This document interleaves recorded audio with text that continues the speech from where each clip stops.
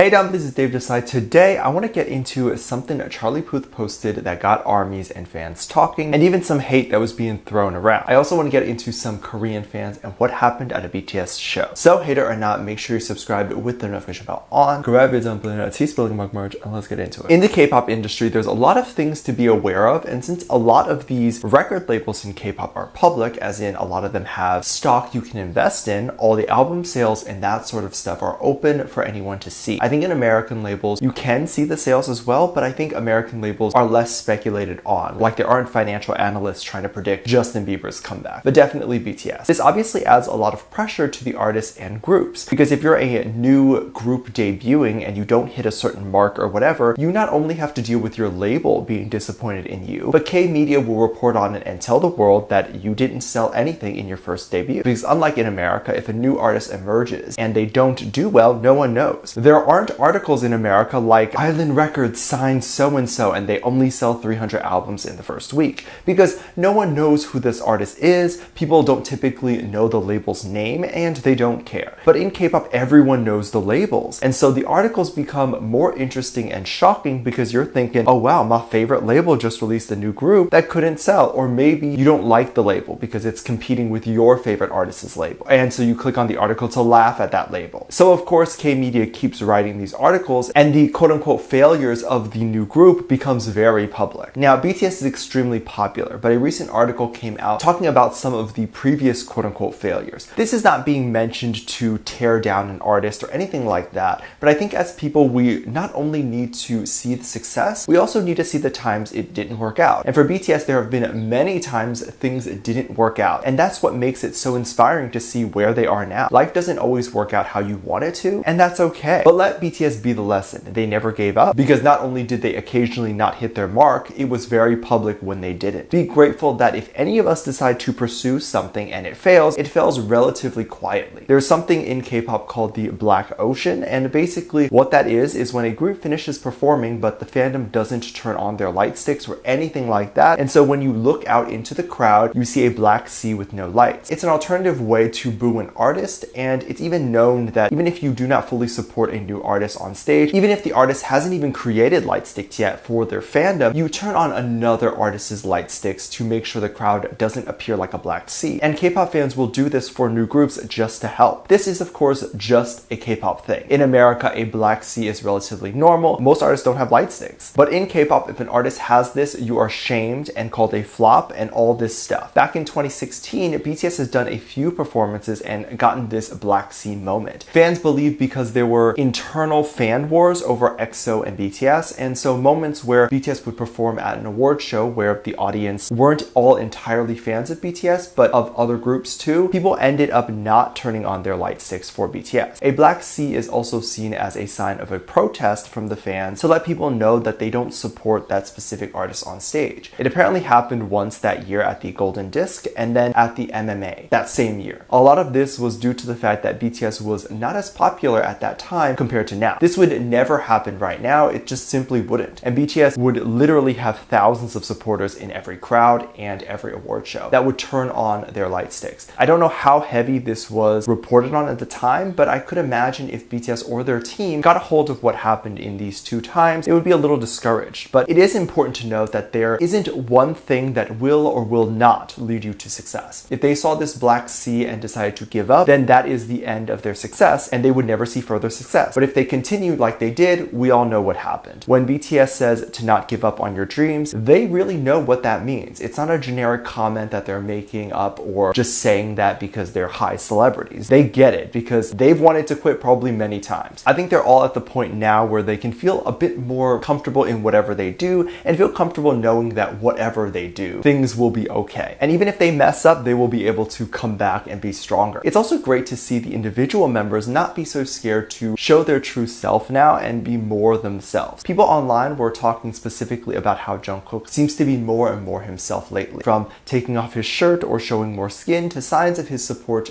to the LGBT community. People were saying that the collab with the Charlie Puth song Left and Right was a confirmation of Jung Kook being LGBT, specifically because a lot of Jung Kook's solo work included more gay-friendly things. We know that Jung Kook supports, or he wouldn't have agreed to be in the music video at all, but do we know his orientation? Absolutely not. There was a lot of speculation speculation on what the music video was about and what it was referencing. Charlie Puth came out recently and posted a comment on his story that he really liked. The comment was basically breaking down the video and also complimenting how the music video is normalizing LGBT-related romances. People online were saying that they had suspected the video was gay but didn't know officially yet, or wanted to hear a confirmation, or didn't even think they would get a confirmation, and they didn't want to assume. Now, do I think Jung Kook is gay because he participated in this video? No, because the music video likely wasn't his idea. The song wasn't written by Jung Kook. He did not receive any writing credit, nor did the song have any references to a man or a woman. And the producer of the song is Charlie too. Jung Kook did not get producer credit. So this concept, I could say, was likely whipped up by Charlie and his team, and Jung Kook had little to no say in it. He just had to show up and perform. Charlie, we know, is straight. He's been open about that. So of course eyes went to Jung Kook and was like, are you gay? But I don't think the video tells very much other than that the two artists wanted to support that community. People were upset and were trending homophobia to Jung Kook, and it's like, chill daddy, we don't know anything yet. But even if we did, we don't need to spread hate, so keep that to yourself. Others were upset, saying that Charlie was exposing Jung Kook's orientation, but technically Charlie was also giving comments on his sexuality, as the video would also imply that he is a part of LGBT relationship. And so if Charlie is straight playing a gay character, couldn't Jung Kook be too? There were comments added to this saying that Jung Kook, when he did the cover of Savage Love, he took out the word girl. However, the original lyrics, Jason Derulo only puts girl once in the song, and it's on the last chorus part. And it was, girl, you can use me. However, for the entire other parts of the song, it was, you can use me without girl in it. And it was sung like 3 or 4 times. So as Jung Kook gets to the last part, he may have just forgotten to add girl because the other parts didn't have it. And then of course, there's the rumor of the 7 fates and how he plays a gay person there. We never know what his actual orientation is, and we can't assume based off of these things. It seems to be too coincidental, and the way it's often said online makes it appear true, and you'll fall into this hole to where everything you believe is true. I've said this before, but any ideology you have, no matter how strange or without evidence, you will find people who support this ideology or thought process. And the way the social media algorithm works is if they find out you believe this thing, they will only show you this thing, and they will also show your beliefs to other people who share the same belief. And so everything you say at that point is now backed up by people who just believe it. And so you think your beliefs are king even though there's no evidence behind it. And if you speak to someone not a part of your beliefs, they'll be able to poke holes. And oftentimes when you go on Twitter, these opinions and theories are often stated as fact. So when someone comes on and says, Jung Kook is gay because he wore pink, and then it just takes 5 other people who agree and say, yeah, because pink is gay and I've only seen gay people wear this, for this tweet to now go viral because most people aren't going to fact check. They think that the other 5 people already did, and that's called social proof. And the more retweets and likes the comment has, the more valid and true it becomes for new people. But what do you think? Do you think Charlie revealed Jung Kook's orientation? And how do you feel about the Black C's in K-pop? Let me know what you think. Make sure you check out my Patreon for more videos, link down below. Thanks for this lovely comment right here.